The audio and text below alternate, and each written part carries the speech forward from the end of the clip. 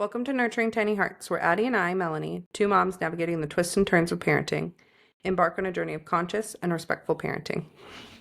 Join us as we share our experiences with me navigating the joys of new motherhood with my 5-month-old daughter.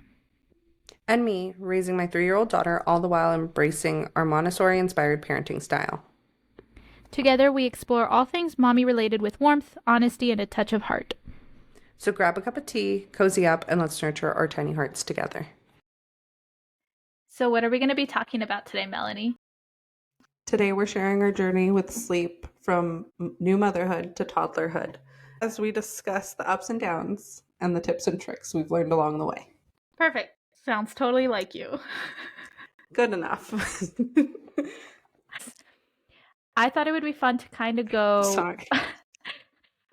with the just me Googling what are the most common sleep training methods or sleep methods, I guess, and then kind of go like from there. Yeah, Okay. I'm not really aware of common sleep methods. I only know I think it's called the Ferber method, which is like the cry it out method. And Yeah. then I know what we did, but I don't know if there's any other ones. Well, it says here that the Ferber method is known as controlled crying. So, like what I've seen on TV of like just letting them cry like for hours doesn't seem right. That's not No, that I did a lot of research into the Ferber method Yeah. when I was pregnant because I had heard about it being the cry it out method, but I was like, that would have to be so heartless. I was like, let me look into it, and that's not quite true. It's been twisted into the cry it out method, like where you just let them cry and you never console them or anything. I think it's because I don't know if you've ever seen the movie Meet the Fockers, but they like make like the guy says, "Oh, we're Ferberizing him," and then the kid's like crying for like hours straight, and like the actor Ben Stiller can't like handle it and goes in there and takes care of him or whatever. But it says here that you're supposed to be able to do like set time intervals, like check every 5, 10, 15 minutes, um allowing the baby to do the work of soothing themselves. Definitely not what I thought of, like you just let them cry it out, because even my friend said that her husband's mom followed the Ferber method and let him puke himself to sleep, like because he cried so No. hard that he puked himself Oh, to sleep. And I was like, that no. doesn't sound like that's correct. I would say the way that we did sleep training was a very gentle version of like Ferber Yeah. method. We didn't follow any certain approach. I kind of just I followed think, my instinct. and looking at this page, I think we did like a method of it. So the next one that's common is called the chair method, where you put a chair next to the baby's crib and then you set them in the crib and sit in the chair, and then you kind of wait until they're asleep. If they go back up, if they wake up, then they go back and sit in the chair. Every night you will move the chair further away from the crib. Interesting. Okay. And that's interesting. Yeah. And then this one says it can be difficult for parents to succeed as you have to watch your baby cry and not intervene and try to soothe them. So Yeah, you're I not could supposed to do it. never I do couldn't do that. that one either. The fading method is one of the best sleep training methods for some. It says that you do rocking, soothing, singing, baby wearing, etc., and you start to lessen the time you spend doing this and then fade them out, which I think is kind of what we did. And it's I considered a I gentle sleep training method. I definitely did I guess like a mix of these. I kind of just listened to my instincts. Yeah. I remember researching like a lot about sleep when I was pregnant because that was like a big thing for me is I wanted to make sure that she was a good sleeper Mm-hmm. because I grew up and like I co-slept with my mom until a very old age. And then like I was used to like at both my parents' house, like we just slept with the TV on, so I didn't know how to put myself to sleep. I would just fall asleep like from watching TV. Yeah. Like And I was a very bad sleeper. I was a great sleeper. I did get to I had the choice of co-sleeping or not co-sleeping. My mom would always put me in my bed at night, and if I chose to go, she did Montessori herself, so I was able to hop out of bed if I wanted to and go to my parents' bed if I needed to. And then as I grew older, I enjoyed sleeping in my room, and it wasn't until I got a cell phone that I got an issue with the whole falling asleep without a screen thing.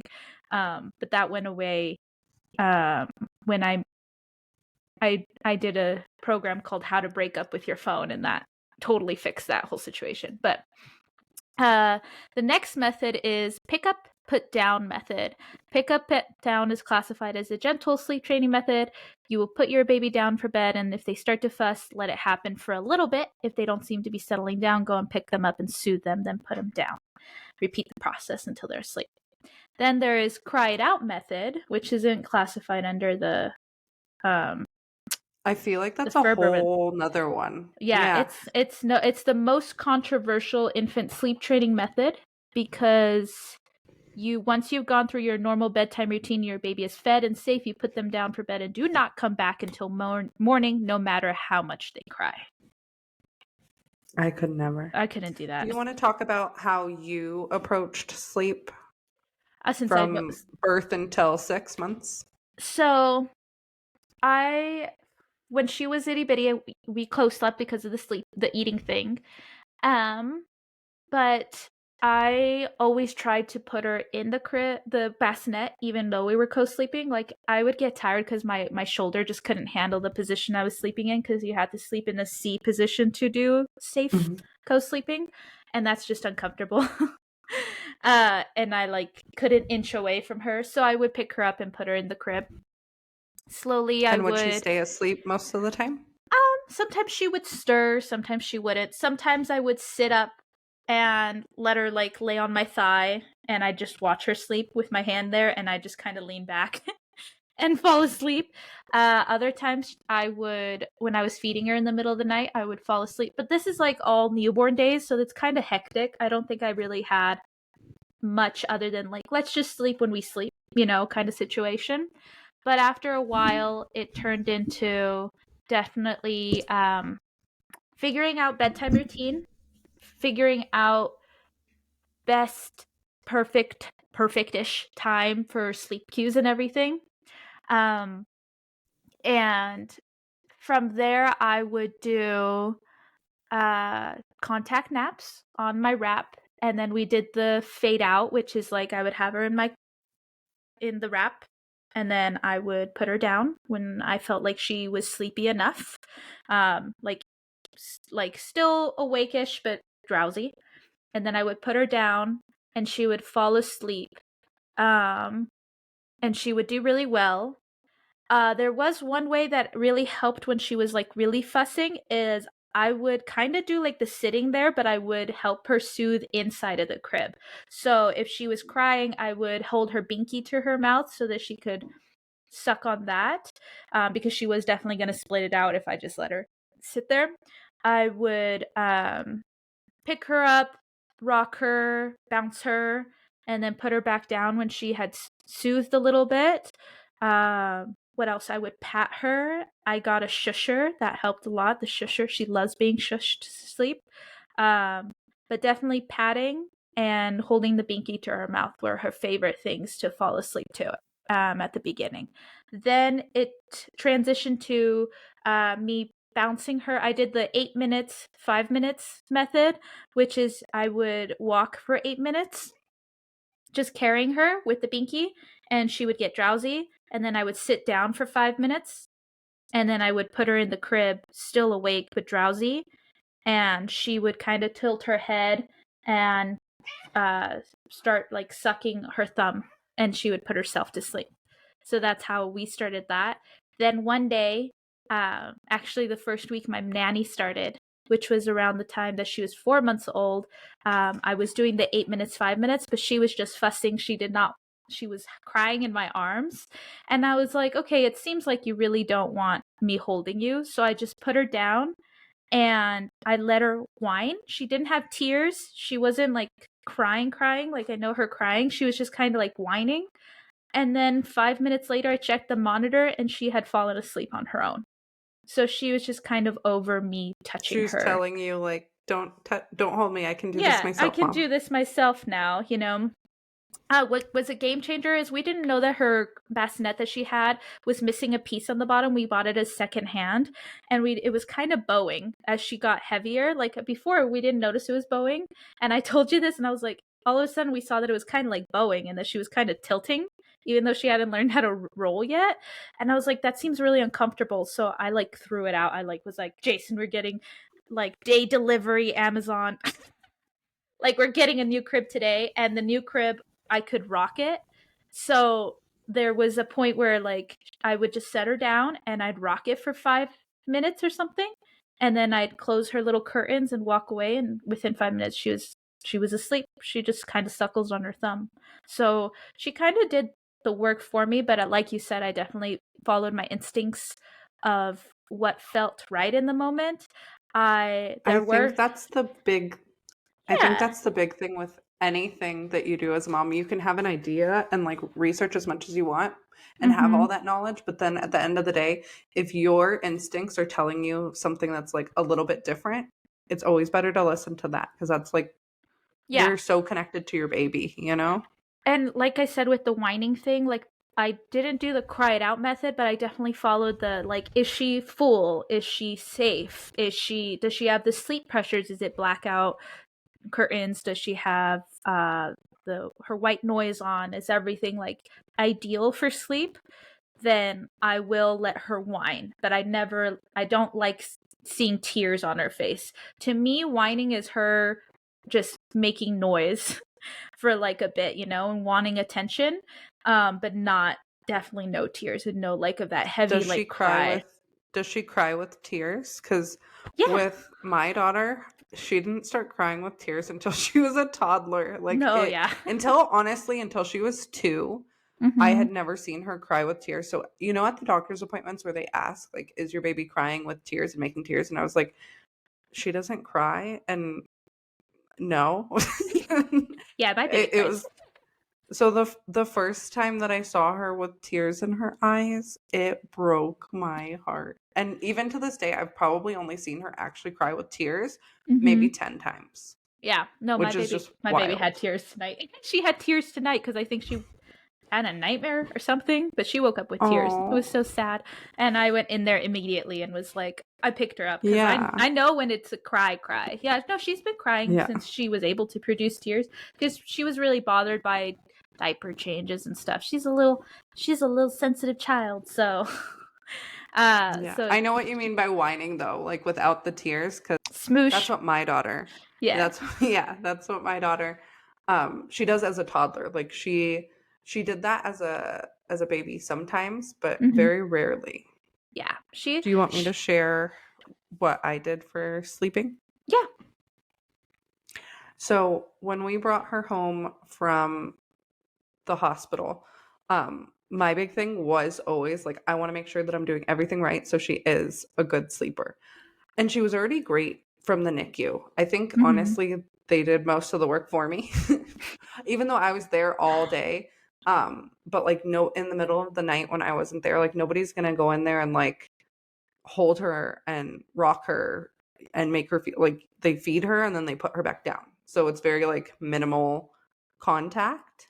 Hmm. Obviously if the baby's in like a lot of distress, then they'll try and like comfort the baby a little bit. But um so when we got home, I I knew that at least one nap a day she was going to be in her bassinet and in her crib. Hmm. So I was going to practice one for both. So 2 times a day out of her like 5 naps or 6 or all day sleeps. Um so at first we did a lot of contact naps too.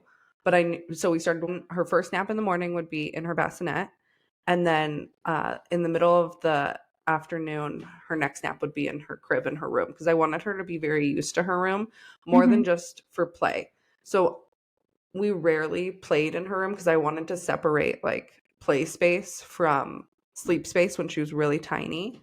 So all of her tummy time was mostly done in like the living room and all that was all the fun area. And then in her room, she knew like when we walked in, it was time for sleep. And then and she was a great sleeper. Um, and then when she was around 4 months old, when she was like a little bit more aware, um, she she started to need it dark. We didn't start it off with like pitch black Mhm. darkness until she was 4 months old. And I was like, we gradually made it darker and darker and darker until I was like, okay, she sleeps better in the dark. So we'll just do that. But we always had like a sound machine for her since the first night she came home. And then uh, as she became more of a toddler, like closer to like 1 year, there was times like she was always a really great sleeper, but there was a few times where she had trouble sleeping. I don't know if it was we put her down too late or she was just going through like a mental leap. I can't remember exactly, but there was a few times where she was upset. She was whining. And so Kyle would go in and he would just pat her little butt because she really liked her butt pat as she fell Mhm. asleep, or just the weight of his hand on her chest.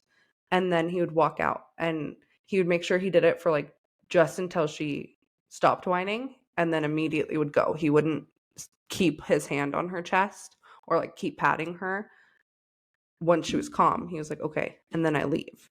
Yeah. And that was really great because I couldn't stand if she actually like even whining like made me just want to cry. Like anytime Yeah. your baby is sad, like it I just even today like I can't handle it when she's sad. All you want to do is like make them feel better, which it's a Yep. little bit more tricky when they're a toddler cuz you actually have to like parent, you know? Like when Yeah. they're a baby, you know that like if they're upset or they're crying, you can like give them, you know, food, sleep, a bath, something like that. But now when they're a toddler, like if they're upset, sometimes you can give them what they want and sometimes you can't. So her sleep has changed as she's gotten older.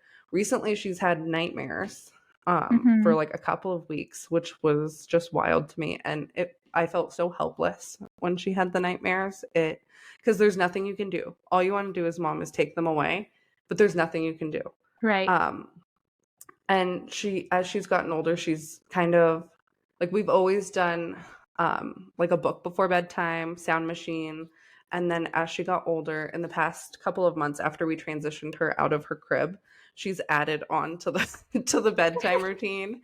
And it changes like it'll have phases. So for a while it was like you have to make up like 3 stories and tell me the same 3 stories every single night after our book. And then now it's morphed into like we got to do like 5 boops on the nose, 3 cheek pinches, 3 ugga muggas, 3 hugs and 3 kisses, 3 tickles, and then like now she's turning into a cuddler. Like she's never been a cuddler before, and now she does ask. She wants like a couple of minutes of cuddles before bed, and then I sing her a song, and then we're good to go. She will fall asleep and be good to go. It's so cute when I'm snuggling her. She'll say, "Okay, good night, love you," and that's my cue to leave. How long were your sleep routines when she was a baby? Very, very short. So especially when she was a newborn, it was just sound machine, like for naps. We Mhm. would just put on the sound machine, put on her sleep sack or her swaddle, depending on what age she was at the time. And then I would just lay her down. And she was great. She just went straight to sleep. I would always lay her down when she was drowsy, but Mhm. awake, and she would fall asleep on her own. Since the day that I brought her home, I never like rocked her one time or anything like that. Then as she got a little bit older, like closer to a year, then we always did books at bedtime only, so not for naps or anything. And then when she got to be like a toddler at a year old, then we did because she was at 1 nap a day. Mhm. We would do a book, sound machine, lay her down, or a book, sound machine, sleep sack, lay her down, and she was good to go. And then we took out the sleep sack when she was like a year and a half old, and we just did a blanket. And then it was still the same routine, but instead of the sleep sack, we just like laid her down and put on a blanket. And then now that she's older, her same routine for nap time is the same as bedtime. So it's always like close the curtains. She lays in bed, she picks her book, we read it, then we do whatever the new routine is for that day. Is it a song? Is it a book? Is it or like making up a story? Is it like 7 boops, 5 tickles, all that stuff. But a consistent one since we moved her out of her crib is I always have to sing her once we leave the room. You are my sunshine. but I only sing like the same certain part over and over again because that's her favorite part. And I Yeah. sing it like just for like a minute or two and then I'm done and then she's off to bed and it's great. Recently though, I think we are now that she's 3, I think we're like kind of in a limbo for naps because she cannot handle a full day without a nap. The next day she's very grumpy, even if I put her to bed at like 5, 6 o'clock. The next day she is so grumpy. And it just breaks my heart to see her like grumpy because she's not being herself, like everything's Yeah. bothering her. And but if I give her the nap, it is taking her like sometimes I'll put her down for a nap at like 1 o'clock and she'll fall right asleep.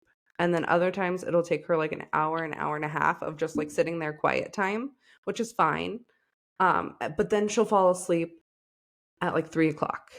Mm-hmm. And it's like, okay, she needs her sleep. Do I wake her up in a half an hour? Which I've tried that. If I wake her up in a half an hour, all she does is she stays asleep and there's no waking her up. Or I pick her up and I start walking her around with her. I try to play with her, engage with her, but she's still asleep. She just snuggles right into me and goes right back to sleep. So I'm like, might as well at least have my hands free and have her in her bed. Even though I love the snuggles. So it's hard because I was trying to do like, okay, like I'm fine if I put her in her room from 1 o'clock and she doesn't take a nap, and then I'll take her out after like an hour, hour and a half, two Mm-hmm. hours, usually 2 hours, because she has no problem being in her room, in her bed, just in the dark, singing, talking to herself, or just laying there. Like she has no problem, and it's resting her, and then she's not she's a lot more well rested. She can make it until bedtime.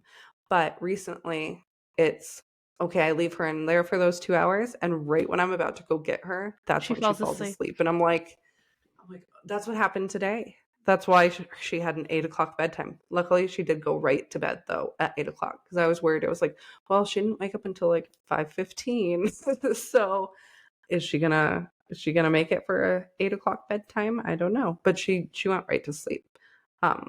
We're just in a limbo. It's hard because I'm always gonna offer that nap, and if she takes it, she takes it. If she doesn't, she doesn't. But it's the hard part that like, okay, right when I'm about to get you out after 2 hours, you fall asleep.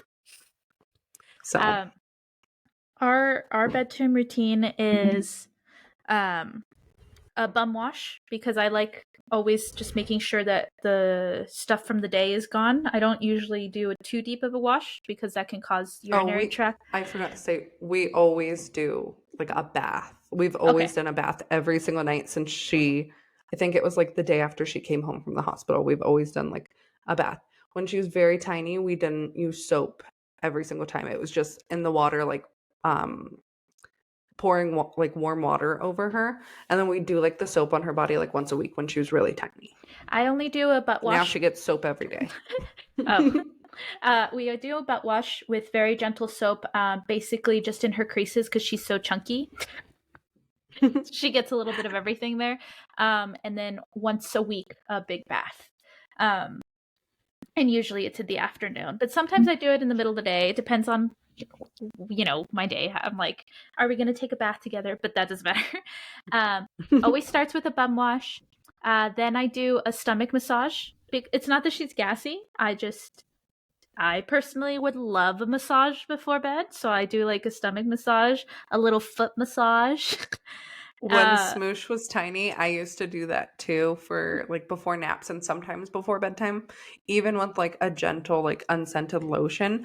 She mhm. did not care for those at Oh, all. my I baby loves especially them. because I started doing them a lot more regularly when she was like after she had started solids, like after Mhm. 6, 7, 8 months. Because she became like a really constipated baby. So I did Mhm. the whole tummy massage to make sure that like to loosen anything it was supposed to help her. She did not care for it at all. I don't know if that's maybe because it was like painful for her belly or Um, what, but she also is not a baby that like really wants to be touched until recently. Now, when it's sleepy time, that's the only time she wants to cuddle. my But for baby the most loves part, do it. not touch her. My baby absolutely loves it. She giggles because there's one part where like you like rock her feet back and forth. I do it in Spanish and English, so I'll count in Spanish or English, and she loves it. So she'll giggle. She'll try to grab my arm to like give it kisses and stuff in the middle of it, and she's so Aw. cute. And then I will do a lightly scented Aveeno with lavender, and you can tell it makes her sleepy because I'll put it just like on her chest and her back, and then she'll start rubbing her eyes, kind of being Aw. like it makes her super sleepy. And then I'll put on her PJs, her obviously her diaper. Like I don't just put her in naked, but her diaper, her PJs, and then her sack. When she first started sleeping through the night, I was doing disposable diapers, as you know, because I didn't want her to wake up, and the disposable diapers can hold a little bit more absorbency than mine. And then recently we've gone back to the reusable because she's sleeping so hard that she's not peeing as much anymore. Um, it You mean you said reusable. You've gone back reusable, to the cloth diapers, yeah, I've right? gone back to the Oh, okay. cloth diapers, yeah, because she's sleeping so Oh yeah, hard again. So, reusable. Okay. um, I thought I uh, heard disposable for a second, yeah. but no. I'm What's wrong. What's funny is that when we first started doing like the sleep routine and everything, um she was still waking up. I wanted to be known that like her waking up during the night was totally normal. It was still happening. She still wanted to be held. She was definitely still nursing for comfort.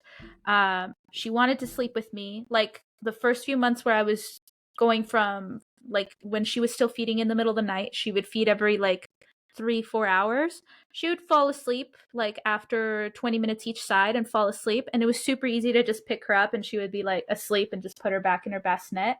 And she had no issue. Like she would wake up, look at me, and then go back to sleep. Like I know some babies, like the minute they wake up, they're like, I'm not next to mom, I'm gonna freak out. She would just look up and just go back to sleep. Like she had no issues there.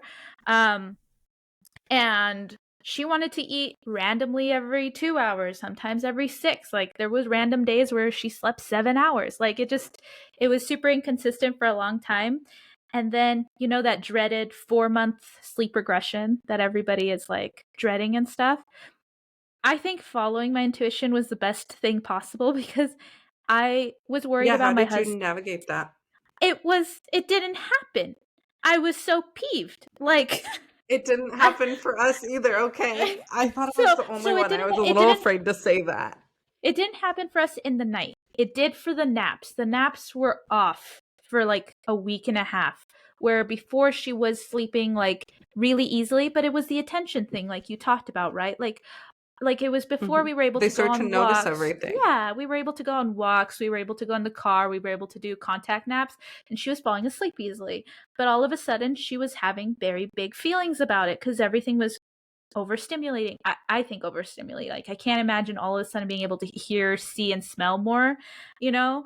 Um, and so like definitely that was harder was the naps to navigate. And like I had a hard time telling people like I promise you nothing is wrong with her. Like she's not got gas, she is not cold, she is not hungry, she's just going through something for these naps, you know?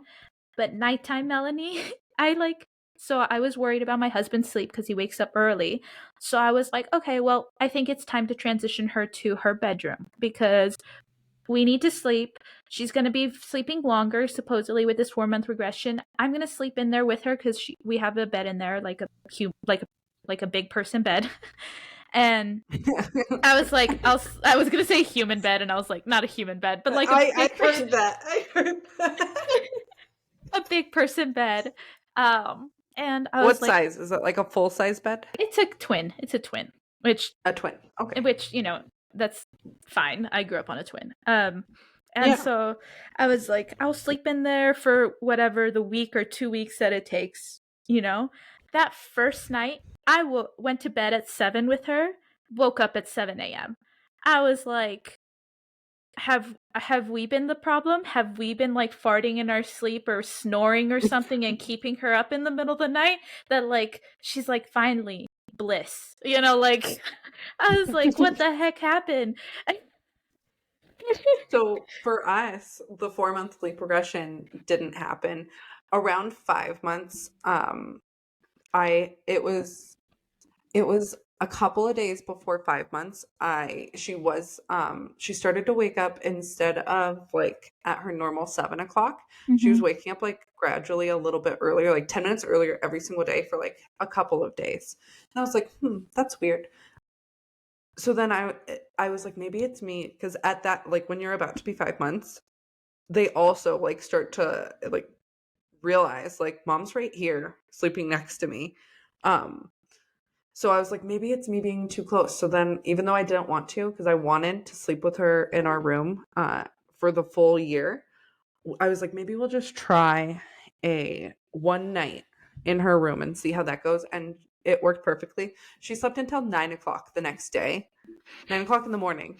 And we put Mhm. her to bed at 7. I was like, okay, it's us. She can like smell me. I don't know. Like, I feel like, especially breastfeeding, like they can just smell, like they know that Mhm. you're there.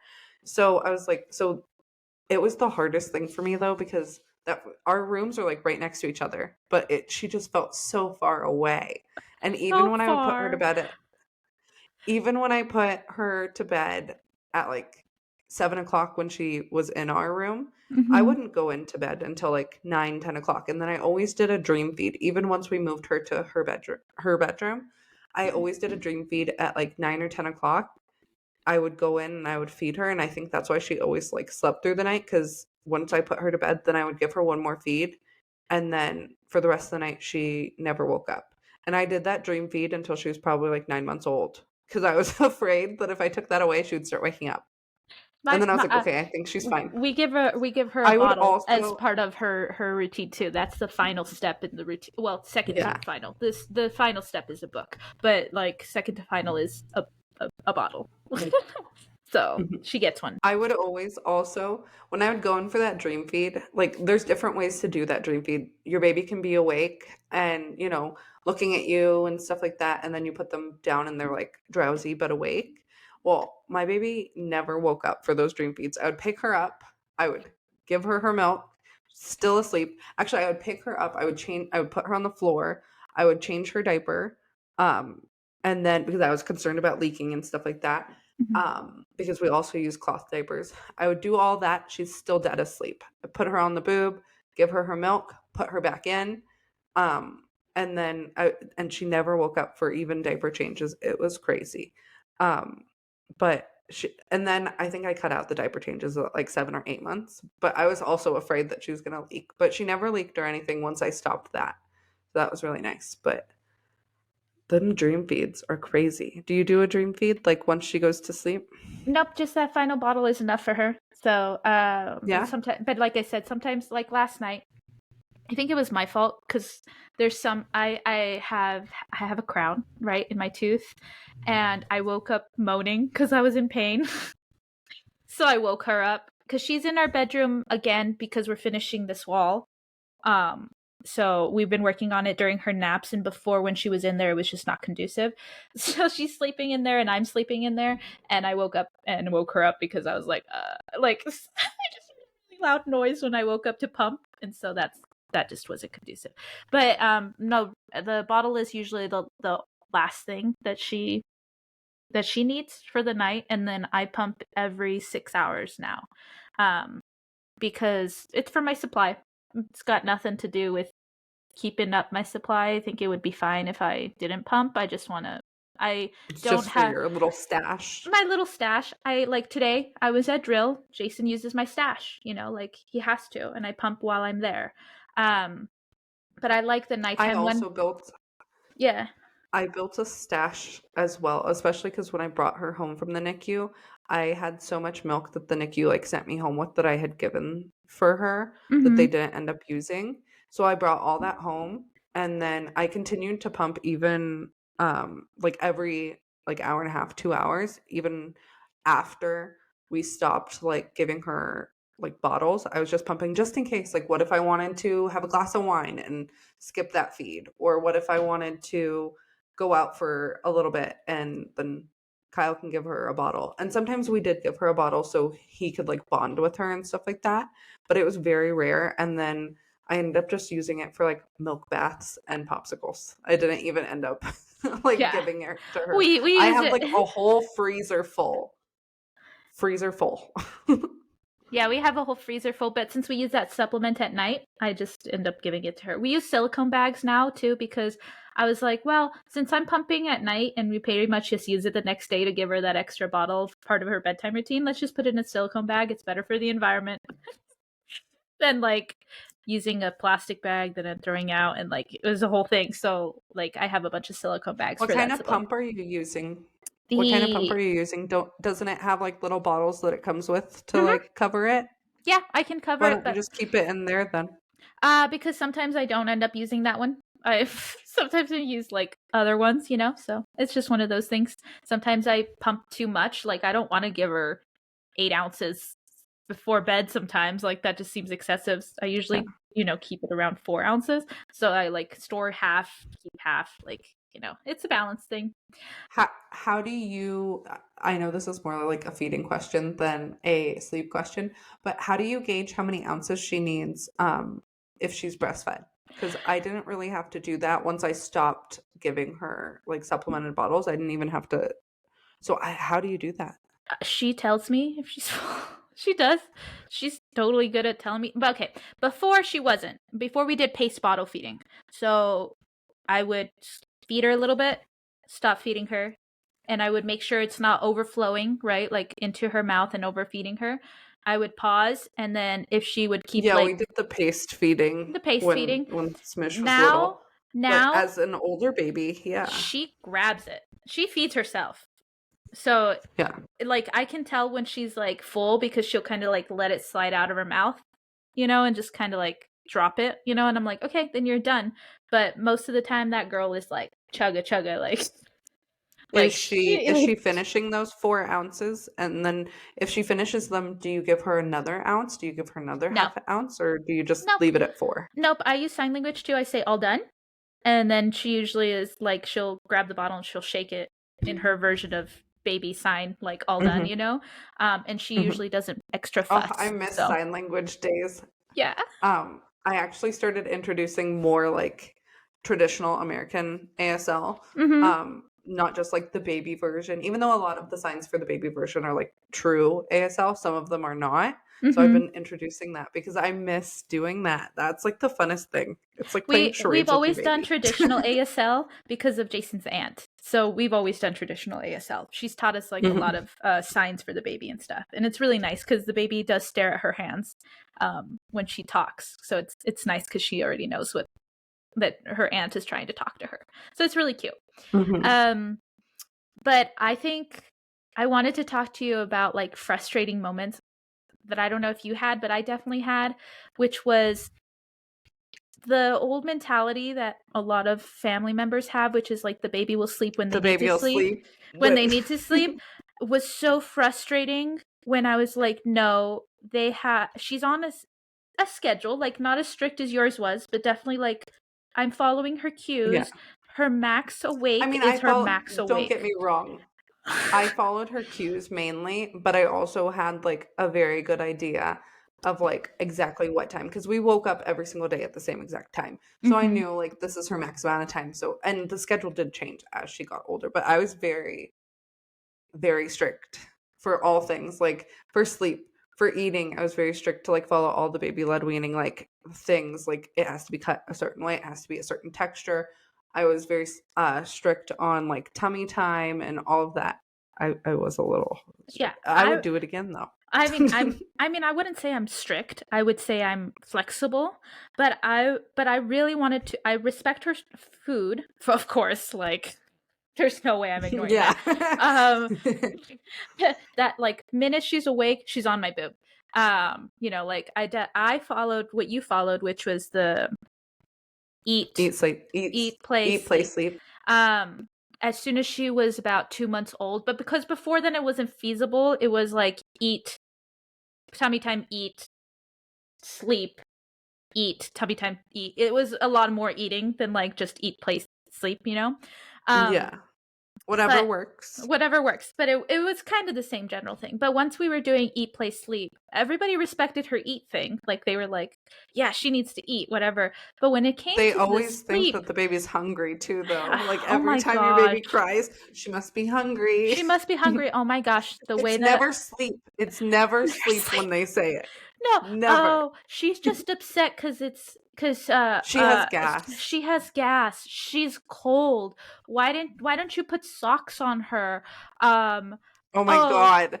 oh, I the I worst one. hate the socks The thing. socks I thing is hate the so socks annoying. thing. I'm like, look at the rest of It's her. 90 degrees outside. Because Smoosh runs cold. Like her extremities are just like Hmm. her daddy's. Hands always cold to the touch. Feet always freezing to the touch. Jason's the same Even way. if it's Terrible 100 circulation. 100 degrees outside Hmm. and she's cold to the touch. And I had people say, "Oh, you are just even to this day, people say, oh, your hands are just freezing." And it's My, worse in the winter because they do think it's because of the winter. But go feel her hands in the summer. She's just as cold then. one Okay. time, When she's cold, she puts on her slippers. She will yeah. ask for gloves. She knows. One time I was getting out of a car and I was like, I'm hot. And she was flushed. Like you could see the red on her cheeks. And I was like, I'm going to take off her socks. And yes, I'm walking from my car to the house in the cold.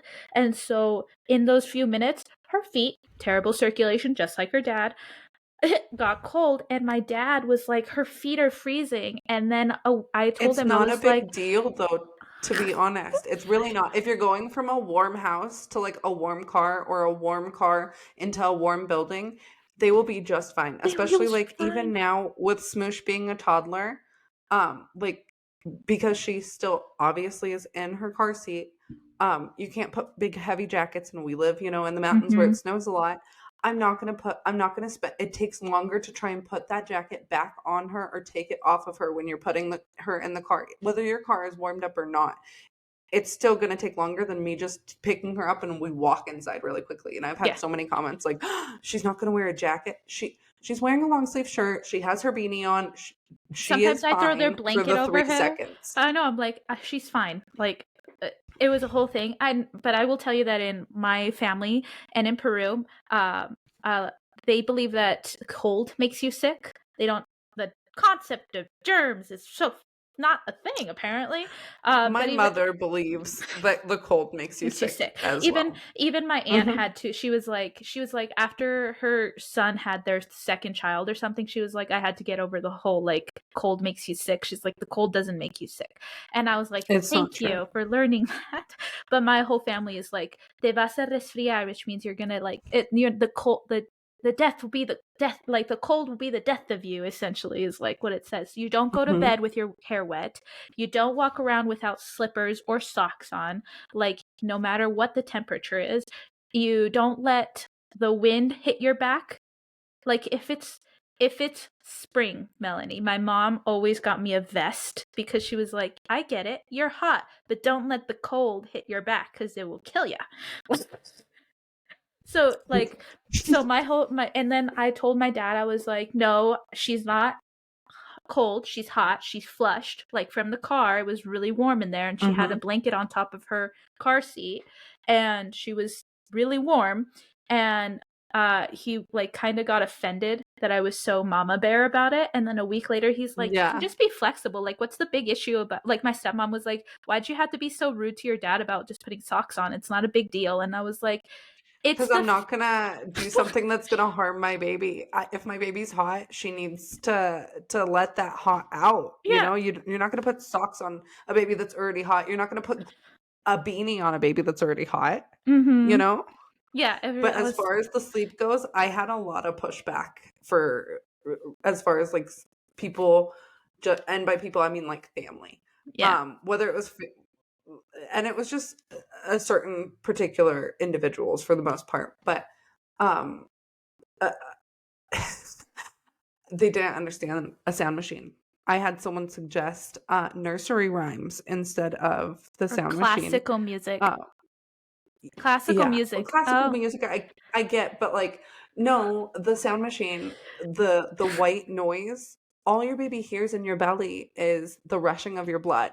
So Mm-hmm. some version of white noise is soothing to them, or even a heartbeat white noise, like pink Yeah. noise sound is Pink noise, fine. brown But noise, all of it. I had someone suggest, like nursery rhymes for, but like not like the singy ones, just like the music, like Mm-hmm. piano or something like that. But no, I was like, no, she's sleeping fine. Why would I change anything? And then I had a lot of pushback about people for making her room completely blackout dark, and I did Mm-hmm. that very gradually, because I originally I was like, yeah, you're right. I want my baby to be able to sleep wherever. And yes, she still can sleep wherever, even though her room is pitch black dark. She can still sleep in the car when it's bright outside. She can still sleep on a hike when it's bright outside. She can still fall asleep like all those places. But when she's in her room, she needs it dark. Though now that she's a toddler, she does ask for, like, we still do like blackout, but we have a little nightlight on her sound machine now. She has like a red light, which Yeah. also helps her stay in bed. I had a lot of pushback about that. I had a lot of pushback about like how much sleep she wanted, and like when she was like getting tired, even if it was like, oh, her nap is usually she has a 90-minute awake window. Oh, well, today she only had like 75 minutes of awake time. I thought she had like, this much minutes left. No, I would listen to her cues. Like I would go based off of time, but Right. if she showed the cues before the time, I'm going to put her Agree. down for a nap. Exactly. If she didn't show the cues quite at the like window that she normally would, say it was 90 minutes. Oh, she's not really quite okay. I'll give her another 5 minutes. Okay, there are her cues. Now I'm gonna start that routine.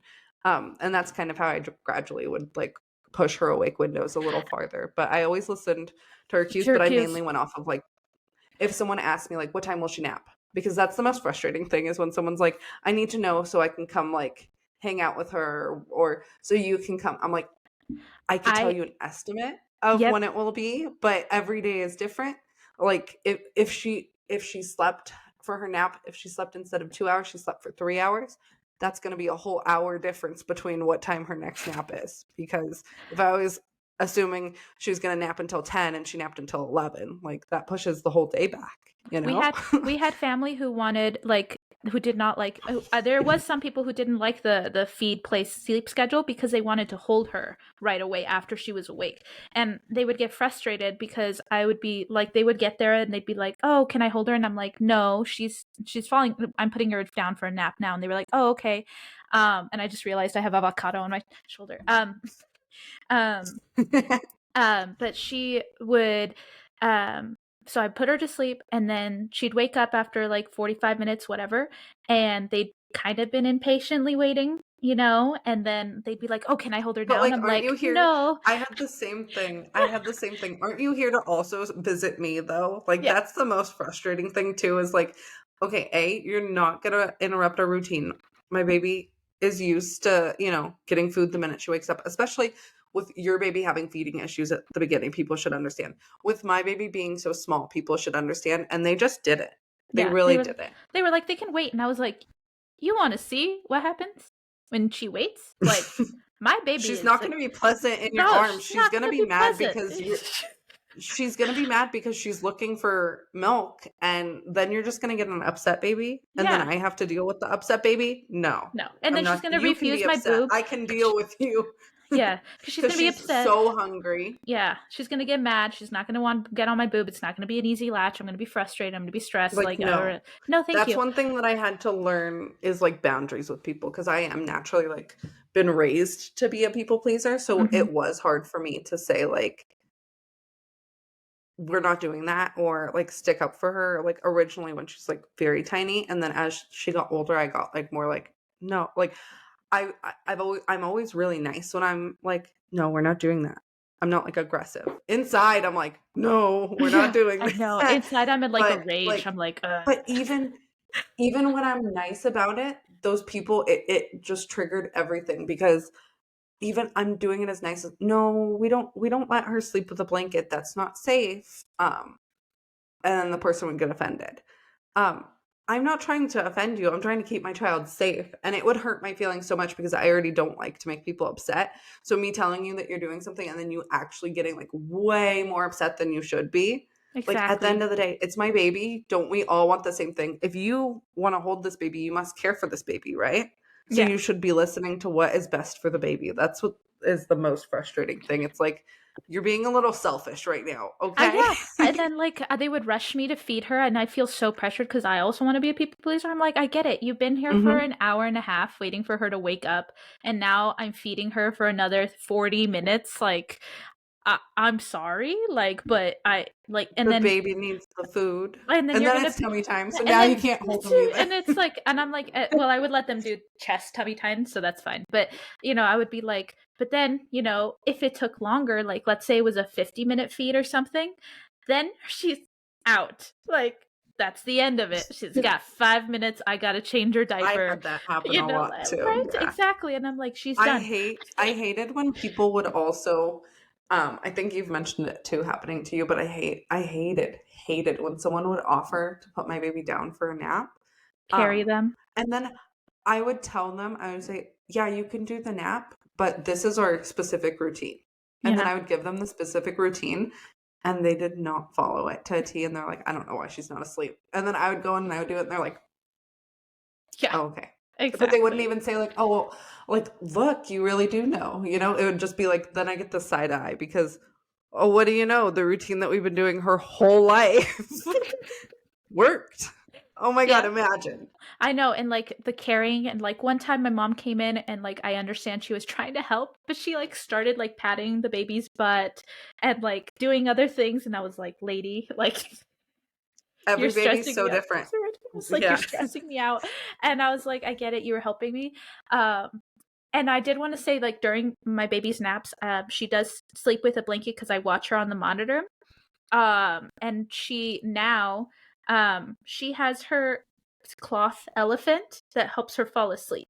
So she'll chew on I it, was so she'll play afraid. with it. I'm so amazed at that because, and Yeah. there's no judgment, believe me, there's no judgment at all, but I was such a worry wart because even nowadays, if she sleeps a little bit too long, I'm like, I gotta go check that she's breathing. I gotta go check that she's alive. Um, but I was so afraid. I know after 12 months you can like introduce a blanket. I waited until she was like 2 to introduce a Yeah. blanket, and then I waited until she was like 2 to also introduce a pillow because I Yeah. didn't want it to be like Oh, uncomfy for yeah. her. When she started seeming like she was ready for a pillow, I did. Um, Hot tip: don't buy a toddler pillow. Just give them one of A your regular old pill. flat used pillow. No, like not a brand new one, but like one that's flatter for their neck support and everything. Just come on, you need a new pillow on your bed at this point. Okay, just give that old one to your baby, and everything's gonna be fine. Because that's what I did. Is I was like, well, we need new pillows anyway, so I'll just Yeah. give her my really flat one, and it worked perfectly. She loves that pillow. It I also smells like mom, so Yeah, that works I'm sure too. that didn't help. No, Yeah. I like for her naps, I watch her religiously because she can be a short nap queen and she can be a long, you know, I I whatever. watched I watched her religiously too. I Did you have like fears of SIDS happening? Because I had really big fears. And there was a time where she did stop breathing. But my intuition told me to Mhm. look. I was like, because I was always focused on her breathing on the monitor. If I couldn't see her chest rise and fall, I would go in there and I would check. And 9 times out of 10, it was going. But one time I had an intuition. I was like doing dishes and I was looking at the monitor and I was like, I don't know. I was like, I have like a really bad feeling. So I went in and she stopped breathing. So I picked her up and luckily, like I blew on her face and then she woke up or she didn't wake up. She started breathing again. Mhm. I think from like the stimulation. It must have just happened, but it was the scariest. Like I want to say for at least 30 seconds I was trying to get her to breathe and it was terrifying. I And there was was a few times where she would choke in her sleep. And I I don't w know what she was choking on, but she was choking. choking. She would turn blue. Oh, wow. That's really intense. I Yeah. I There no. was a couple of months where that happened, where, on the monitor, you would see her, like, stiffen, and Mhm. her eyes wouldn't be open, but she would stiffen, and her mouth would open, and I would just run in there, and she was choking. I don't know if it was she was choking on, like, phlegm Saliva. Yeah. because she was a C-section, maybe if there was, like, leftover. This was from the moment that we, like, brought her home, and then up until I wanna say she was, like, 3 months old, there was moments and most of the time it was nap time, but there was a few times where it happened at night. And there was one night where it kept happening over and over again, about every hour. Hmm. And we would go in and I would have to go in and I would have to pat her on the back, like turn her over, like you're doing, like she's This, choking on yeah. something, because she would turn blue. She wasn't breathing. She wasn't. And this time her eyes were open. This last time that happened, her eyes were open. It was terrifying. I was like freaking out. Kyle was there. And it happened a couple more times after that during that night. And I just stayed up all night because I was terrified that it was going to happen while I was sleeping and something was going to happen. It was the scariest thing to go through. And when I went to the doctors, nobody could explain to me what was happening. The most they could say was, well, she was a C-section baby, so maybe she didn't like get enough of that like squeezed out of her when she was born, you know, Oh, because she didn't go through like the birth canal. But it was, I don't know what it was. I even bought like a humidifier and that didn't help. Nothing helped it. Um, the only thing I can think of is it was related to the the supplemented formula that we were giving her with the bottles, because shortly after I stopped giving her those, it stopped happening. So I don't know what was going on. I don't know if maybe she was like trying to throw up and it got like it stuck. wasn't Yeah. it wasn't going all the way out and she was choking on it. It was terrifying. Like seeing your child blue is not something that you want to. Oh my I god, it was. I It have never had that makes me want happen. to cry. I'm sorry. I've never had that. I didn't worry that much about SIDS, mostly because I didn't let myself worry about SIDS.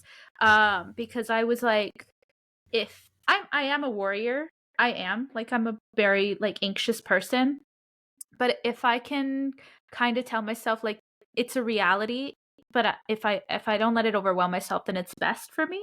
Because she was in I a didn't let room. it take over, but yeah, Yeah. it was definitely like I think I just thought about it for I still think about it sometimes. Like I said, like if I notice she's like been asleep for too long, I just gotta check, you know?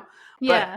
I think it's mainly because I've lost a baby before and then she was like in the NICU and then all this other scary things happened, that I think it just like is me being like, I just need to make sure you're okay. I Because think it's overprotective. It's okay. Like, I I just love her so much. Like I don't know what I would do without her. Like just sometimes I get afraid, and this isn't even on the topic of sleep, but this is just a mom fear that like she seems so healthy now, but like what if down the line like she gets like sick like with a disease, something like, you know, something really bad, like a genetic condition or like cancer or something. I just get so afraid and it makes me so sad. Do you ever think about these things? no, I don't let myself think No. about those things. It's just I don't. I don't. I I think I try not to. well, so I wasn't like a sickly child, but I definitely got I mean, I kind of was sickly. I had bronchitis, I had whooping cough, I had chicken pox, I had uh, the disease Were you you get not from vaccinated for chicken pox? I wasn't as a little kid. No, not as a baby. Um uh remember I got lemon squirted in my eyes. I'm just kidding. No, I didn't. Oh, But like yeah. um no, I didn't get vaccinated for that. I got the disease you get from eating undercooked pork, which is great. It was like a whole like itchy thing all over my body. That's why I love Aveeno, because it saved me from that horrible My experience. gosh, yeah. I I broke do wanna in. do an episode about vaccinations, though. Yes. I got broke 3 bones. So the reality is my child will get hurt, and the reality is that she will get sick. Like even when I was Mhm. and you know I cared a lot about germs more than anything. I didn't want a sickly tiny baby.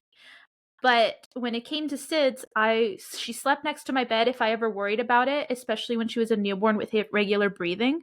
Like there were times where like she would pause breathing for 30 seconds and then it would be a big Mhm. breath. But I I would keep think my it hand I on her. also Yeah, I think I also, because in the NICU, I mean, it is normal for preemies, and that's why you're hooked up to monitors and everything. But there was times where her heart would slow down so low that it Mhm. wasn't safe. Like, and the monitors would go off, and her heart never stopped. But there was times where it was dangerously close, and then there was times where she would stop breathing long enough where someone had to come in and like help that situation out. So Yeah. that was like a lot of scary things that happened. So, and because preemies do have a higher risk of that happening because they are born early, like their Yeah. brain isn't quite, you know, knows how to do all of that yet. That's something that your brain has to learn. I mean, she came out, she didn't even know how to breathe yet. Yeah. It's something that your brain has to like learn how to do. So I think that's like a big part of my like anxiety. I don't let it like rule my life or anything, but fears do like, The oh, just intrusive if I thoughts. let I my get you. imagination, Yes. if I let it run wild a little too long, it's just, oh, I think I've with never, me, I was like logically like Jason always logically says like, are you doing the things that are right to avoid this, right? And so especially at night when I was like, she's in her sleep sack, she's on her back, there's nothing else in the crib. I but have the what always monitor gets me her, you is know. even if you're doing all the things right, it still happens to people. It And still that's the happens. scariest part of I, SIDS. I know. Yeah. And I think I just kind of accepted that. Like I was true like, actual SIDS, not because like true actual SIDS. Because not a just lot of asphyxiation. times, if Yeah. it, yeah, People because think asphyxiation if the, is SIDS, but it's not. well, Asphyxiation. they'll rule any, for the most part, they'll rule any like infant, like death, like SIDS, if it's unknown. Yeah. Like, I think I just kind of accepted it. I don't know. I just kind of accepted that it's a risk, but we were doing everything to lower that risk. And like I didn't even let his mom smoke in like near the house or anything because she's a smoker. I didn't let anybody who was third hand smoking come by without first like kind of taking like a detox shower, you know. And even Jason with his vaping, like I was like, you're going to reduce that like significantly, like, and we never drank or does he go anything. outside to? Does he Hmm. go outside today? Yeah. And so I kind of made that acceptance, and then as she got bigger and I started I just put a blanket in her bed when she was napping, and then I started giving her that cloth toy, and sometimes she falls asleep with that cloth toy on her face, and I go in there and I take it off because I'm watching the monitor, and so I take it off and Hmm. put it next to her, and then she suckles her thumb, and now she suckles her thumb, which is kind of like the binky thing, you know. Yeah, um that's good. yeah, so My child never did. She never suckled on any of her fingers. There was a few times where she would put her two fingers in her mouth, but when she was awake, so she was like chewing on it. yeah. She's So never. I don't know. I guess it's not my biggest concern. For me, definitely my biggest concern was germs, third hand smoking, and making sure she was getting enough sleep. Those are my biggest stresses even now. Like today, she took a nap on me after when I came back home, and I was like, well, I need to pump. I'll just feed her an extra little bit before her nap, and she ended up like napping on me for that 20-30 minutes or whatever.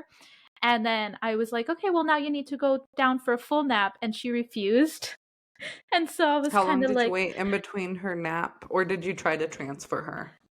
it wasn't even a transfer. It was like, I thought she was fully awake. She had her eyes like half open, but apparently she was kind of like, she was full on sleeping, apparently, because I put her back in her bed and she looked at me and she was like, and like super So, happy and so like, you should have just stayed there and I held should have stayed her there. I for. know, I should have stayed there and just, That's the one contact nap you could have I had. know. And I was so upset. And then like, Now you know for next time. Now you And know oh, it next happens time. all the time, Melanie, where I'm like, oh, you've been awake this whole time. And then I'll like put her in the crib and she'll be like, I'm awake. And I'm like, So now you know, just like if she's already past that point, just enjoy that nap. enjoy the nap. Because Yeah, I know.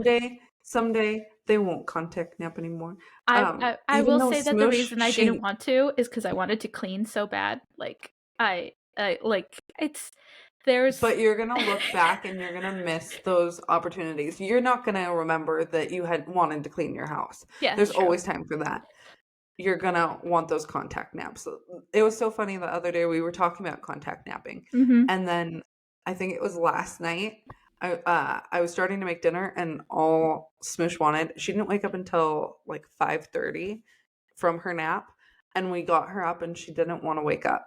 So she just was on me like a little koala. It was the cutest thing. And then she fell asleep back on me while I was cooking dinner, and it was the sweetest thing. I was thrilled. She had a contact nap with me the other day because she woke up after 30 minutes and I was like, unacceptable. And so I went in there and I was like kind of needing a nap. So I rocked her to sleep. She kind of fussed a little bit and then she fell asleep. And it was the cutest thing ever because she fell asleep initially just in my arms, like regular cross position. And then I was like, well, I'm uncomfortable because I also wanted to fall asleep. So I shifted her to just like laying like to my side and stuff. And she opened her eyes, smiled at me, and then closed them again when she realized that I was just adjusting. And I was like, It's the and sweetest. I like was like, I can't sleep now. That was just so freaking cute. Like, I never co-slept with Smoosh, but in the mornings, because I naturally would just wake up very early. mm-hmm, Even now sometimes. But I used to wake up naturally at like 5 o'clock in the morning. And that would give me like 2 hours before Smoosh would wake up. Originally she would actually wake up. We had her time at like 9 o'clock. She would start her morning. So that would give me like 4 hours to like get things done around the house, make breakfast, all that stuff. But sometimes for those first like couple of hours, I would want, well, like an hour, I would want her next to me, but she'd still be asleep. So I'd take her from her bassinet and I'd put her in bed with me. And she's still very tiny. I would try to feed her because we were still at the point where I was trying to feed her all the time, mm-hmm, but she wouldn't wake up to eat. But I would put her in the bed in between me and Kyle. And I would do like, I knew all the like safe co-sleeping things just in case I ever did that. But then I didn't feel safe with it because my anxiety would like, oh, would spike. not let Yeah. me. But I would just lay with her and I would like read a book while I like spooned her and, safe co-slept with her, but I wasn't sleeping. There's nothing like There's nothing snuggling like your it, I little will say. baby. Oh my gosh. And then yeah, I loved it. I loved it for however long it lasted. I really enjoyed it. You know what actually was worried me more about the co-sleeping was my hair. When it started to fall out is when I actually got more stressed about it because I didn't like the idea of it wrapping around her fingers and stuff. So that's when I really was like, it had to do with like my shoulder pain and then the hair. That's when I was like, okay, I'm going to transition her out. And even my pediatrician was like, I'm really proud of you, like for, transitioning her out of her bed and stuff, like out of the bed. Not a lot of people can do that. And I was like, I mean, I, I'm ready for it. I'm ready for my room back with my husband. Like it's not a, it wasn't something I planned to do long term for sure. Um, just because I didn't really do it. Like when I was a kid, it was so flexible with me. Like I just want that flexibility with my kid. Like if she Mhm. wants to come in, she can come in. If she doesn't, she doesn't, and I always really Oh, I, I appreciated that. I'm the opposite. Mm, she she does every morning, especially now that she's like in a big bed, like out of her crib. It's the best thing because her light turns green and she always comes to my side of the bed and she's like, "Mommy, mommy, my sound machine turned green," as she like crawls over me to get in the middle of me and Kyle because she's like, I need to be in between. And then she tucks herself into the blankets and everything. And we snuggle for like 30, 40 minutes. Um, that is the best. But no, my child's not welcome in my bed in the middle of the night. You need to, like, I don't get me wrong. I love snuggling her, but I will not, I have hard lines. I will not snuggle you to fall asleep. I will give you a certain amount of snuggles before Mm-hmm. sleep, but you need to be able to fall asleep on your own. And I I'm very firm in these boundaries, like lovingly, like gently, but I'm Mm-hmm. firm. Like I'm not changing my mind because even if I want to change my mind, I will not let myself because once you change your mind one time, at least for my child, then it just opens a whole door to like that's what's going to happen every single time. Like for example, we go grocery shopping in the next town over, and one time we go to a restaurant right across the street and then the next time we went too, so then she started thinking every time we go grocery shopping in that town, we need to go to this specific restaurant. Yeah. Or every time we go ice skating in that town, we also happen to go to the restaurant after. So she thinks that every single time this is connected to this. Yeah. And if you do it one time, you have to do it every single time. I thought I was a fun mom and I put sprinkles on her yogurt, on her plain Greek yogurt. So I was like, well, sometimes like she's getting to the age where I'm like a little more comfortable, like giving her sweets now and then. I was like, sprinkles, that's not even that sweet. Now all her yogurts have to have sprinkles. So I know at least for my child, if I let her come into my bed It's or if I snuggle all her hell until she breaks falls loose. asleep, everything's gonna be because she's so like all children thrive off of routine, but Mm-hmm. mine specifically is as anal as I am when it comes to routine. If it happens this one time, it needs to happen Every every single time. time. So I Interesting. cannot. I cannot be, because she is so strict about, like, not just that, but like certain things she like needs. Like I've never had to tell her to like clean her room when she's done playing. She cleans it up herself and she knows where all her toys go. Before bed, I've never had to say, go clean up your room. She puts them all away. She knows where everything goes. And if I move something in my house, Mm-hmm. like our cat scratcher, and I move it somewhere else, nope, she's bringing it right back to where it used to be because that is where it goes. Do you? We'll talk about it later, but do you think that that's not signs of autism? Is it not, like the inability to accept change? No, it's not like an autism thing. Okay. It's definitely just a she gets it from me thing, Okay. and she Okay. gets it from her dad. Like we're both very much. I mean, her dad, we're pretty sure he's autistic, but and her aunt. So I do look out for the signs, but no, she hasn't shown any other signs. It's just like OCD thing. Like this is how it's supposed to be, and she wants it this way because Okay. she's used to it being this way. Because I'm like that, so I Yeah. can totally see that. Yeah, Yeah. but I understand what you're saying. I guess I do want my child to have routine because I had routine. I was definitely that child. When it came to She's sleep. also very flexible. I do have to say she is flexible in other ways. Like don't get me wrong. It made her She's sound like she was like flexible. this little robot. I mean, it depends on the situation. She can be very flexible, but there's certain things that are very important to her that she wants certain ways. Hmm. And The if it's cat tree is something very like important. sleep, it has to be right there. But that's because she also plays with it. Like she takes her dolls and it's their tree. Like Okay. it's not so there's certain things she's very flexible on and there's certain things she's not flexible Hmm. on at all. And if I I get let that. it slide one time, I have to do it every time. So I have to be very careful at like what I say yes to. Yes, I understand that. I would say for me, when it came to sleep, I was wanting, like, I wanted a pattern.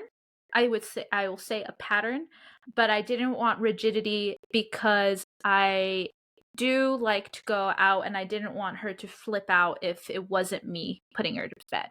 Or I didn't want, if Jason was taking care of her and he skipped a step, like I think at first, like one of the hardest things for him was remembering to do a diaper change. I'd be like, "Did you change her before you put her to bed?" And he'd be like, I had a list. I had a whole list on my fridge for if anybody was to take care of Smoosh.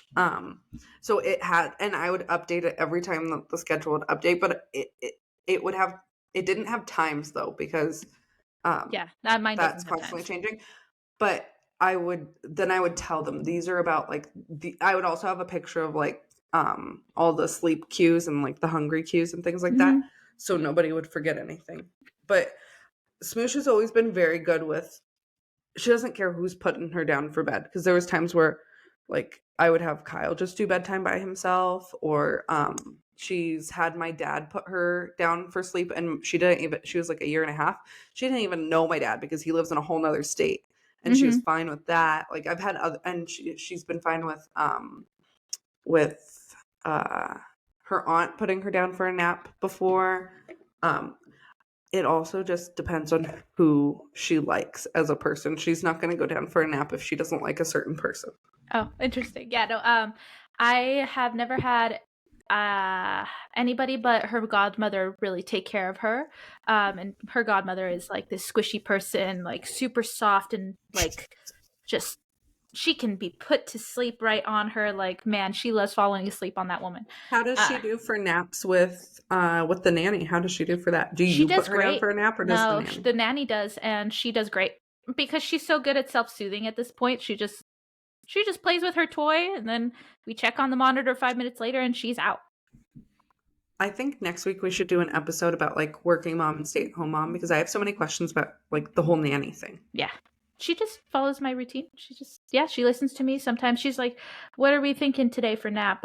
Is she, because sometimes she'll come when like the baby's already been awake for a couple minutes. Sometimes she'll come when the baby is still asleep. So it's like a flexibility thing.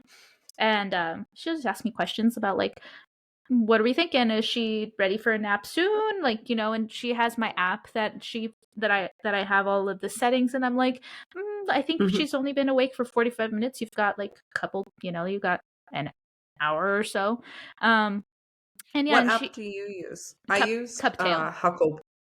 Okay, I I used use Cuptail. Huckleberry. I Yeah, think they're probably similar similar. in what they do. I Does use it tell you Cuptail. like a sweet spot and everything? Yep, yep, does everything, and she follows Did that. you have to pay for like those features? No, the basic features, no. For additional features, there are like some payments and stuff. Um, and yeah, she knows her sleep cues. She also works with babies who have really rough beginnings, like addictions to like heroin, morphine, marijuana, cocaine, alcohol, and stuff. So she's dealing with really difficult babies who are screaming because they're detoxing and never had a routine and stuff like that, or foster kids who've never ever ever had a routine. Like How she's many days a week does she come and help you out? 3 days a week. So So then the other days of the week she's working yeah, the other place? and she works nights there, so she's working sleeps Oh, with them, okay. so she knows sleep pretty well. um she doesn't put a blanket on her because she's like, I will not She's like, be no. the problem. Yeah. So I put the blanket over her. Mhm. um and then yeah, other than that, Are you doing a sleep sack and a blanket at the same time no, or just a just just a the blanket. Just a blanket. okay. Yeah, blanket, and she has a heater in the room to maintain 70 degrees. So keeps it at a good delicious temperature in there. um and yeah, I think for her now, I was gonna say, the cues. Over Thanksgiving is when she really went through a change in her cues, and that's that she started to babble when she was getting tired, and people thought it was adorable, and so they would keep her up Does she because like drunk baby babble? Because Smoosh definitely did. It was like, "Ah, da, da, da," no, as she her was eyes are like closing, and then like she's opening them again, and she's babbling. She was like a little drunk baby. my baby doesn't do like she never looks drowsy. She really doesn't. So she doesn't look like she's sleepy, really. Like she rubs her eyes and that's it. She's not that. Really? Does No, she get like red eyebrows or anything like she that? does get bright eyebrows, but that's it. That's like, but Yeah. she's not ever like Oh, closing her my eyes or kid, like doing even anything like even to that. this day, you can tell she's tired because her eyes will get so red underneath, like she has bags under her eyes. Even to this Oh, day. yeah. That's how I know that she's ready for sleep. Nope, she doesn't. I'm like, Her you're her eyebrows exhausted. get red, and she rubs her eyes, but that's it. And she gets fussy. That's when she gets, because she's an angel the whole entire time she's awake and fed and stuff. But the Until minute, sleepy time, yeah. and then that's when she like gets angry at a toy or like stuff, and I'm like, oh, okay, bedtime, and then I just pick her up and I put her in her bed. That's how I Uh, know that Smoosh needs a nap too, because I'm like, well, you're getting frustrated at like she'll ask for something and then I give it to her and then she's mad that I gave it to her. Like yep, for example, like I'm like, yeah, it's definitely nap time. Or yep. like you're mad that your water's wet. Like what do you want? And yeah, when it changed, the cue changed to like being like the crazy babbling, like the little like giggly babbling thing. You need to take a video of it and send it to me. It's so cute. But people were like, "Oh, she wants to talk," and I was like, "No, she's getting tired." And there was one time where like Jason was like, "No, just leave her like to talk," and I was like, she's getting tired, like." Mm, This is not going to be like a good situation. And it wasn't like you literally deal with like, it. yeah, like 15 minutes later, she was like screaming her head off. And I was like, we are going home. Like, she's not going to fall asleep here in this, because we were in a different place too. And I was just so frustrated because I Mhm. was like, yeah, it was adorable for those, We what, missed our 15 chance. minutes? Yeah. Yeah, like that And was now we great. missed our chance. And now, and I'm so like, yeah. So How does she do sleeping in public? Like, not just public, but like just out and about. How does she do with that? if she really likes her stroller is the best place to fall asleep, and if she's being worn, but being carried and car seat, no, she does not fall asleep. She won't do it. she refuses. Like, Well, that's good that she won't fall asleep in her car seat, because do you know how many naps have been ruined? Not just by my baby, but like babies all around the world of falling asleep on the drive home, and then you can't transfer them because luckily I'm exaggerating like everybody else does. My baby would transfer for the most part. There was a handful of times where she wouldn't, my but baby won't. um, She'll take that as this power nap. She'll be like, power nap, 2 minutes. Yeah. then what I would do if I had a feeling, because I would always listen to my like gut instinct. If I like thought she could be transferred, I would transfer her, and most of the time it went fine. If my gut was like, no, I think this time she was like too tired, and then I'm gonna transfer her, and then it's all she's hasn't got enough sleep, but she's gonna be awake, then I would say we're just gonna go for a drive, and we'd drive to like a couple towns over, and then we'd drive back. Like Jason would do that all the and we time. love to drive. Jason was like, how long you want to drive? And I was like, 30, 45 minutes. And he's like, you got it. And so he would drive me around and stuff whenever she would fall asleep, and like when she was itty bitty. But now she just loves looking out the window so much that she like, you can tell like you can tell she's zoning out because she's sleepy, but she loves what she's zoning out on, which is like the outdoors and stuff. So I'm like, come on, fall asleep. Like, like I'll turn on her portable sound machine and I'll be like, come on, you got it, like, and no, she won't do it because she's just like the outdoors. But in Put her a beanie on her. If she's anything like my kid learned, because she does prefer the dark. But in the car she never had a problem. Even till this day she can like fall asleep and it's bright outside. But there was times where it was winter and she was tired, and so she'd pull her beanie over her eyes so it was dark. And I I will say you're a the genius one kid. time my mom did something that I have done since then was that she was in the back with the baby and she could tell that she was being fussy, and I was like, yeah, she's getting tired, and my mom was like, well, the sun's in her eyes, and so she got like a little like burp rag and just covered her eyes like this and made the baby fall asleep. So since then I always like when I baby wear her, I cover her. When I have her in the stroller, I'll put a muslin wrap because it's breathable, and I'll put her temperature gauger in there because I do know like covering it can get really hot really fast. So I'll do that, and I'll cover it until she's asleep and then uncover it. And sometimes I'll do that in the car seat too. I'll like cover it and she'll fall asleep. And so do you have this is more a feeding question, but do you have one of those like feeding covers where it's also like a car seat cover, but like you can use it to no, feed? I just have a regular one that's loose. I didn't like the ones that are tight, because I don't care for them. I had one that went over the car seat so she could like still fall asleep, and also she's a preemie, so I didn't want like I had it before she was born, but I would anytime I took her out with her car seat, I would cover her car seat because it was also COVID when she was born and she was a preemie, so I didn't want any germs on her. on it. Yep. But it was also a feeding cover. But I rarely ever used it as a feeding cover because I don't know about you, but like I have no problem. Like if my baby's hungry, I'm out. I'm just getting it out. I have literally no cares. I have loose shirts for a reason because I don't care. That's why I started wearing like very baggy shirts because it's just so much easier to just stick her in my big shirt. It's not like I have my shirt up the whole time while I feed her, which like do what you want to do, but I would never like just keep my shirt up while I'm feeding her. Like she's always inside my shirt. You said you don't feed her to sleep, right? Ever?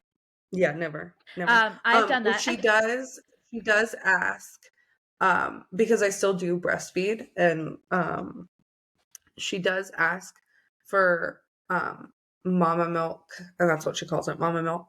And she gets like a couple of sips of it before bed. Like she asks for mama milk, she gets like two, I say 1 or 2 sips, and then she'll take 1 or 2 sips.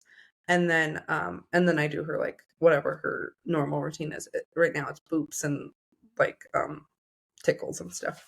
But she gets like 1 sip, and that's always been like I will feed her before putting her down when she was littler. And then I would lay her down, but she's still wide awake. So I never fed her. I feed her to sleep whenever she's having a hard time. When she was a preemie, there was times where she happened to fall asleep while eating, but only from like in the NICU until like maybe the first 1 or 2 days that she came home. Because when she did come home, because she was a preemie, there was like no awake time at that point. Like she was just eat, sleep. And then she would have maybe a couple of seconds of awake time, and that's when I would put her on her tummy for tummy time, but then I would watch her because I knew she was going to fall asleep. But yeah, I never My put baby her to never sleep. falls asleep when she's on her tummy.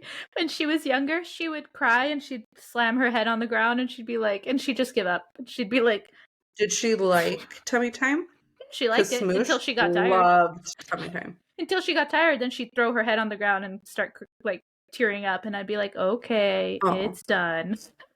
when when mine got tired, I think it's probably because I would like. I don't know if she was just so easy because she was a preemie. I mean, there was a lot of preemies in the NICU that like were not easy, but I would put her down and she would just fall asleep if she was tired, like while doing tummy time. And then she never ever fussed during tummy time. She never, Mine did. but I'm wondering if that relieved any. It probably felt good on her hips though, because she did have like a hip issue, and Mm-hmm. I had to put her on her tummy to make sure that. So the most I would always put her on her tummy because I wanted that hip issue to like be solved without surgery because I did not want that.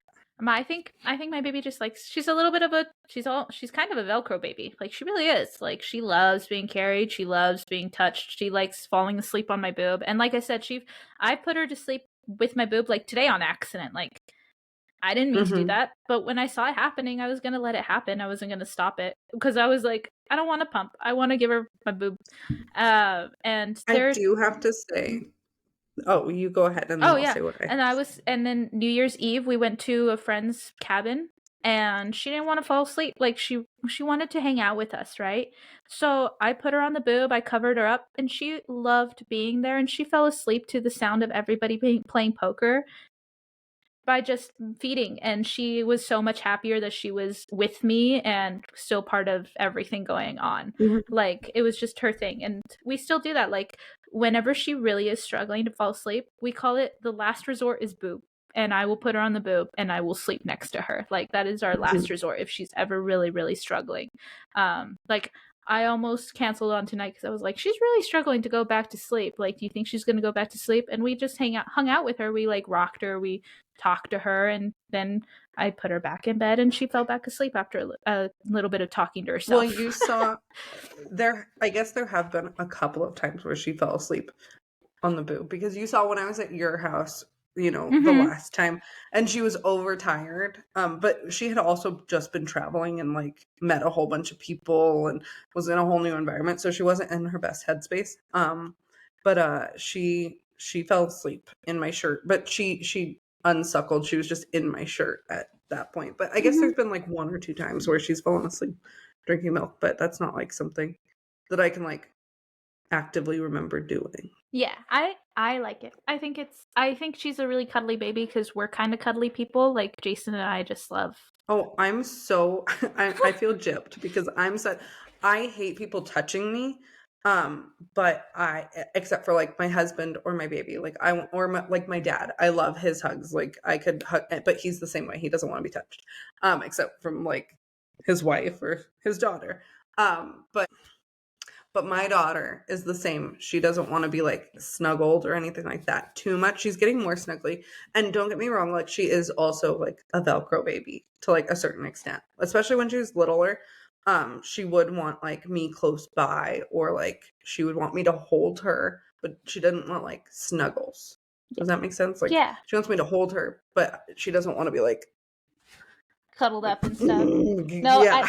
like she gave me a kiss the other day. Like she grabbed my face and like I was like, "What you doing?" Those are the And then best. she just kind of like went like that, like just didn't know what she was Mm-hmm. doing with her lip, and she just like pat my cheek, and then she like pulled out, and I was like, "That was wonderful." And like I was kind of like, I wish I I was had like motion activated cameras everywhere in my house so that I could just like kiss I the was little ones on I the was FaceTiming or I was like video calling one time and somebody and Smoosh was she had to be like maybe like 3 or 4 months old and she did the same thing. She grabbed up at my face and then instead but she didn't give me like a kiss. She went like she was trying to like suckle on my cheek like she thought that's how kisses were or something.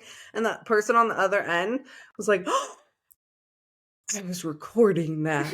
And I was like, "Oh my god." I don't have the recording still, but oh my god, it's the cutest whenever It they was do so something for the wonderful. first time, it's literally the best. And that feeling will never end because anytime Yeah. they do something different.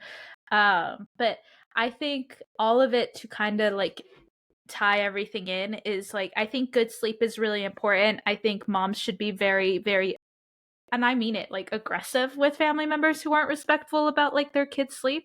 Like I don't think I think it's very important to have those boundaries with your family. Like I think like you've said before, like sleep is the most important thing for their brain development, and it can lead to better toddlers in my opinion. I think it leads to better temperament. The more Like sleep that you get, like the better it is. Not only will, because in the first 5 years, that's the most that their brain is going to grow. mhm, And you need sleep to do that. You also need sleep to manage your emotions. And if you're getting enough sleep, it's easy because I see a big difference in like my toddler when she needs to sleep and when she's not getting enough sleep, or she's not had enough sleep, in how she manages those emotions. If she's getting the proper amount of sleep, we don't have any issues. Her big right. feelings, rare. The only time she has the big feelings, she hasn't had a lot of sleep. Yep.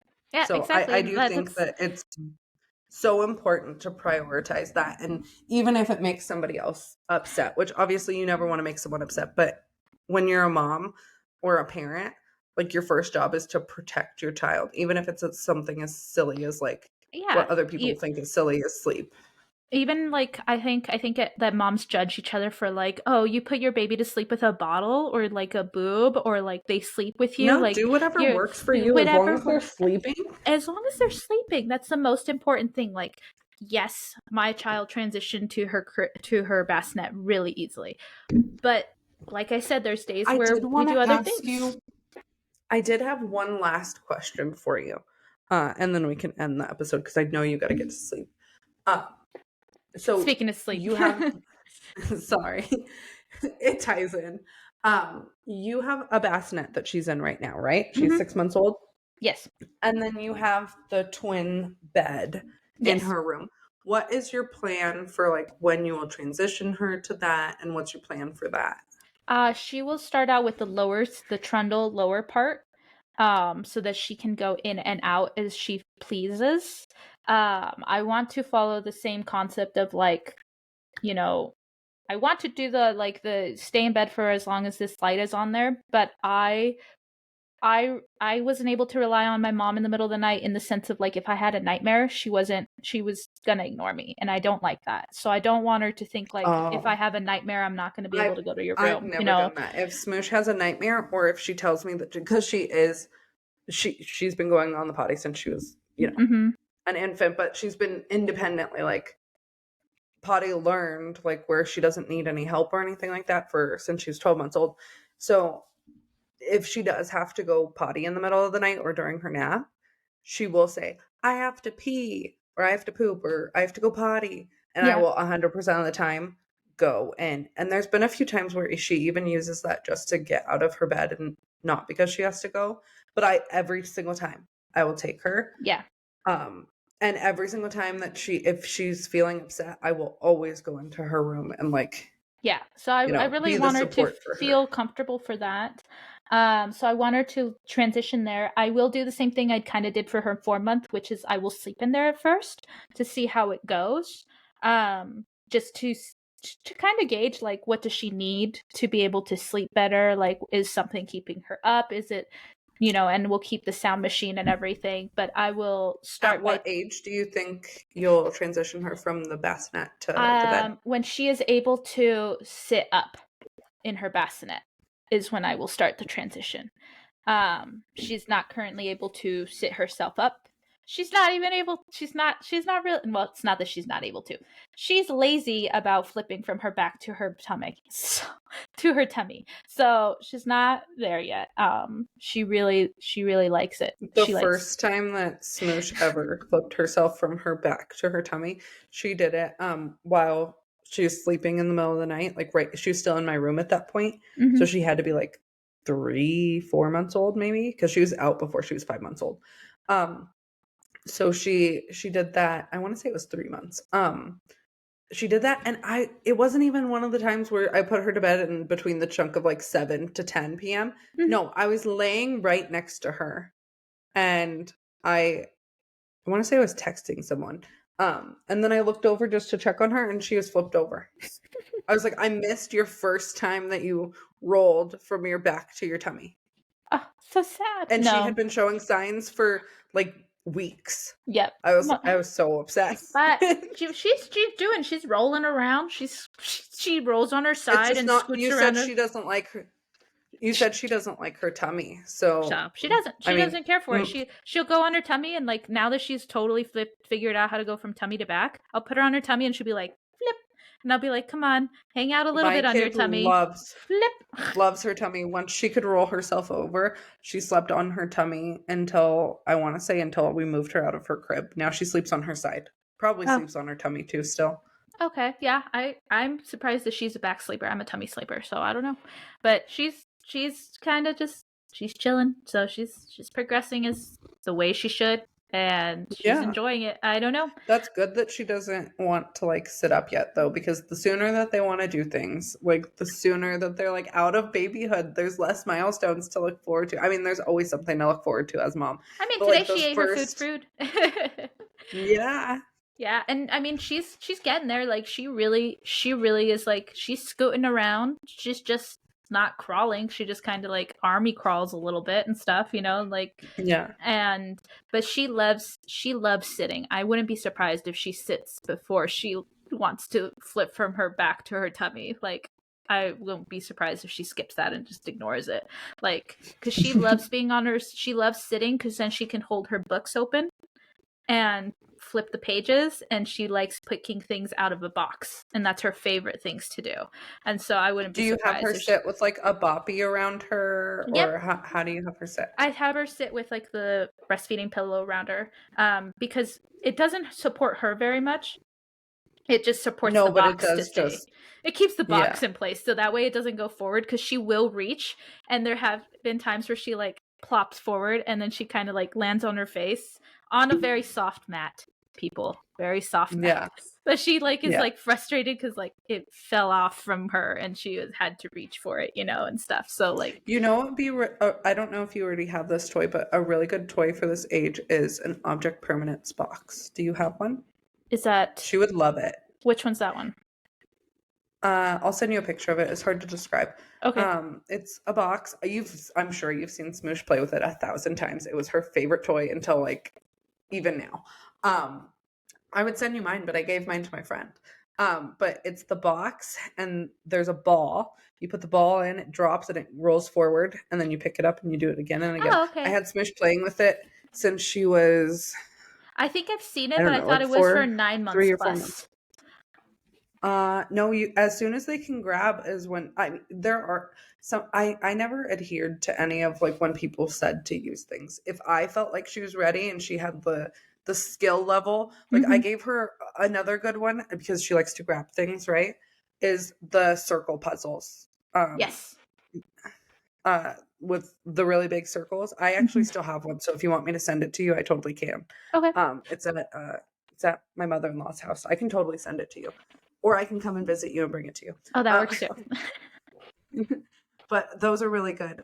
You said she likes to grab things out of the box. So She the loves it. object permanence box, I could see her loving it so much I'll because try it. it Yeah. is such a hoot.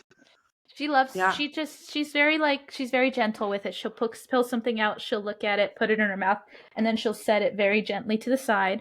And then she'll pull out a new one, do the same thing, and then put it very gently to the side. The object permanence box is so good for for coordination, especially with like squishy foods for baby lead weaning, because the ball, they have little tiny hands. It can squish out sometimes, and it encourages them to also go and get it. Mm-hmm. I actually have 3 toys that I recommend for this age. I'll send you all 3 pictures, and then you can like choose if you want them or not. Okay. But there's 3 that I started her off with. Um, I think I started her like as soon as she could grab things, like a rattle. Um, so I'll send you the links because there's one that Smush really, really, really loved too that I have to. She likes her I think eggs. baby would love it. The eggs that you recommended, she likes those. She's not like Mhm. completely like in love with them. She prefers some other things, but she really likes cloth toys. I'll be honest. She loves cloth toys. Like Mhm. that's her favorite thing to suck on and stuff like that.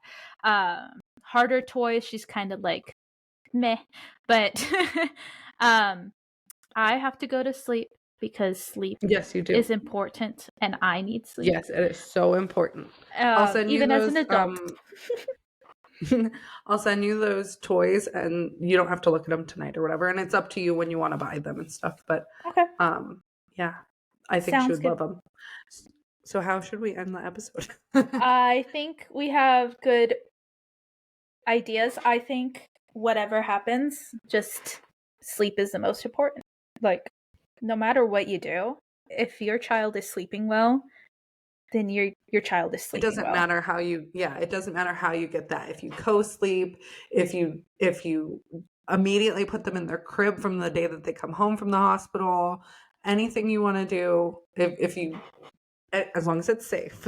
And it's not Anything you having do your to get child your, puke themselves because they're crying so hard. yeah, Don't do that. That just yeah, sounds horrible. yeah.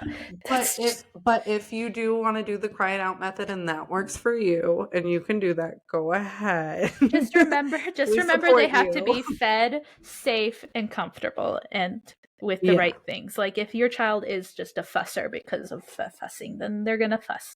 But I would say, it's whatever gets them to sleep is the most important thing. And your sleep Even if lacking, it's all contact naps. yeah. Yes. And adults can survive on 4 to 6 hours of sleep. Babies cannot survive on that. So whatever you're Mm-mm. doing, you're going to be more fine than your child's going to be. So but yeah, I think that's a I great think way that's to a end it. great way to end it. Yeah. Good night. Good night. Thanks for listening to Nurturing Tiny Hearts, and remember this is a safe, judgment-free space. We celebrate all parenting styles and choices. Before you go, take a moment to subscribe, rate, and review our podcast. Your support helps us reach more parents like you who are on this wild ride with us. And remember, in the chaos of parenting, don't forget to carve out a moment for yourself. You deserve it. Until next time, take care and keep nurturing those tiny hearts.